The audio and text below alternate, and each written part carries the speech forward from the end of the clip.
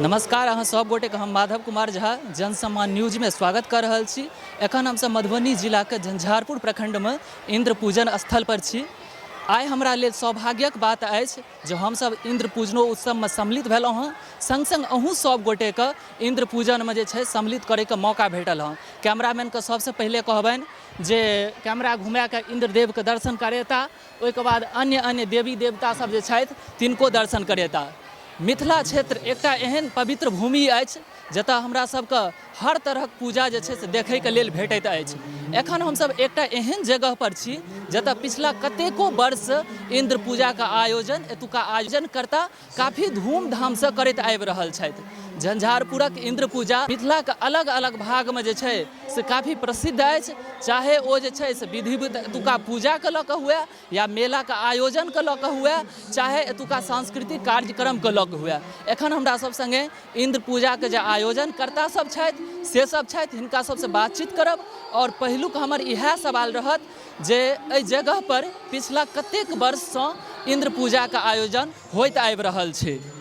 26 वर्ष से इंद्र पूजा एतऽ भऽ रहल अछि। लगातार 26वां वर्ष ई चलि रहल अछि। बहुत छोट से ई आयोजन शुरू भेल रहे। इससे पहले केजरीवाल हाई स्कूल पर होइ छलै हन, लेकिन विगत करीब 16-17 वर्ष से ई ललित कर्पूरी स्टेडियम में शुरूहे से अहाँ सब जे छै से आयोजन करैत आबि रहल छी या बीच में अहाँ सब गोटे के भार भेटल तकरा बाद आयोजन का आगाँ बढ़बैत अहाँ सब आबि रहल छी? हम सब शुरुए से हम सब फाउंडर मेंबर कुछ लोग एहन छथि, एहिमे 10टा 12टा आब रहि गेला जे शुरुए से पूजा में आबि रहल छी। हम सब एकरा करैत 26वां वर्ष में लगातार शुरू से स्थापना से लऽ कऽ 26वां वर्ष में हम सब संगे छी। एतेक पैघ आयोजन भऽ रहल छै तऽ निश्चित रूपसँ एहिमे जे छै से प्रशासनक सहयोगके सेहो अहाँ सबके जरूरत होइत हैत।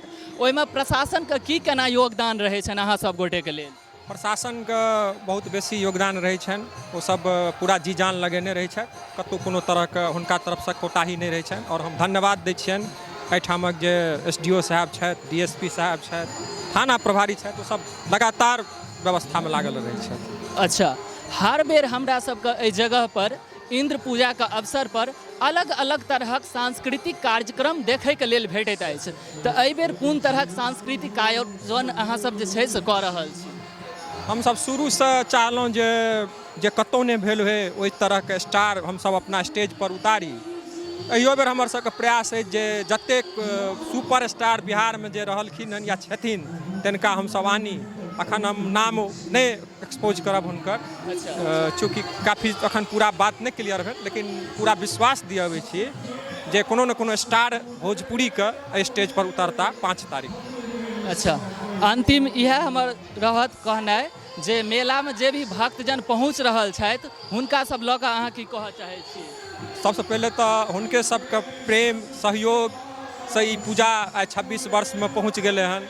एतेक बड़का आयोजन जहाँ ओ सब अबै छथिन आ बहुत बेसी हुनकर सबके सहयोग रहै छनि। बहुत ही कायदासँ ओ सब अबै छथिन।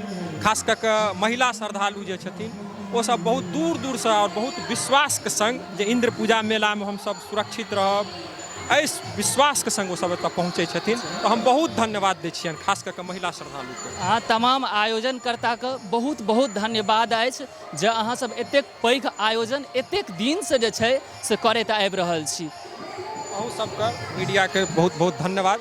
धन्यवाद। अहाँ सबके वीडियो केहन लागल हुए से जरूर कमेंट बॉक्स में हमरा सबके कमेंट कऽ के बताबी। तामे तक के लेल जय मिथिला, जय मैथिली।